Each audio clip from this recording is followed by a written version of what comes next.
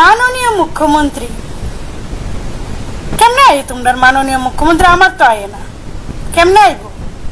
মাননীয় মুখ্যমন্ত্রী যে কোন সম্মান দেওন, সম্মানটা অর্জন করন লাগে। দিনের পর দিন যে অধর্মীয় কাজকলাপ করলে কারোর সম্মান দেওয়ান যায় না। মাননীয় মুখ্যমন্ত্রী তোমরা কেমনে কো আমি তো বুঝি না, আমার তো আয় না।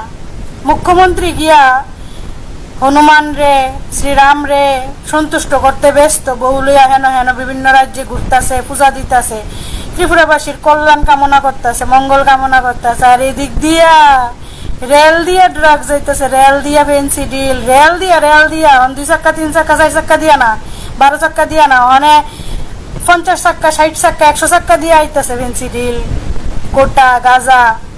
কি সুন্দর না? ভাবতেও কি অবাক লাগে না? সুন্দর লাগে ভাবতে, এটা বাস্তব।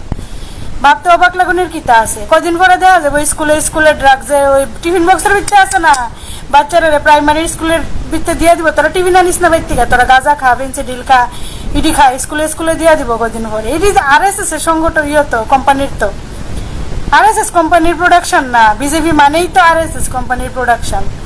তো এটি মানে এইভাবে গুন্ডারাজ কিছু কইলে আবার এফআইআর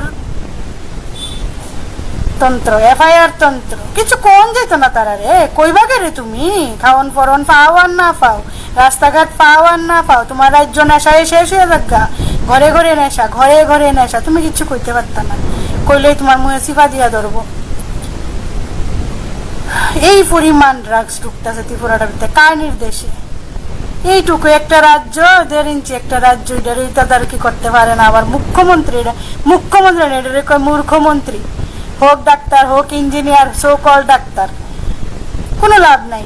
এত শিক্ষিত মুখ্যমন্ত্রী হইয়া কোনো লাভ নাই। তারা আবার নিজেরা রেখো চকিদার, কিছু অন্ধভক্ত আছে আয়াপর বলিটা বিটটা কমেন্ট করতো। তোর কোনো নাই। গরুর যে তোরা যে গোমাতা কস, সবারই গোমাতা, আমারও গোমাতা, তোরারও গোমাতা। তোরা যে গরুর মুখ দিয়ে স্নান করস, তোরা যে নরেন্দ্র মোদী গরুর পিছে লাগাই রাখছে অন্ধভক্তরা। গরুর বাচ্চাটাও গরুর মুখ খা না, কিন্তু গরুর দুধ খা, এর দুর্বুদ্ধি আছে। অন্ধভক্তরা কইতেছি, তোরা যেন আয়া বড় লুটফাট করতি তোরা যে গরুর পিছে লাগাই রাখছে প্রধানমন্ত্রী মুখ্যমন্ত্রীরা। গরু কিন্তু গরুর বাচ্চাটাও দেখ, প্রথম জন্মের পরে অতটুক মানসিক শক্তি থাকে যে আমি মার মুখ খাইতাম না, আমার দুধ খামো। আর তোরা রে মুখ দিয়া স্নান করাইতেছে, মুখ খাওয়াইতেছে, আর তোরা লাভ পাইতেছস।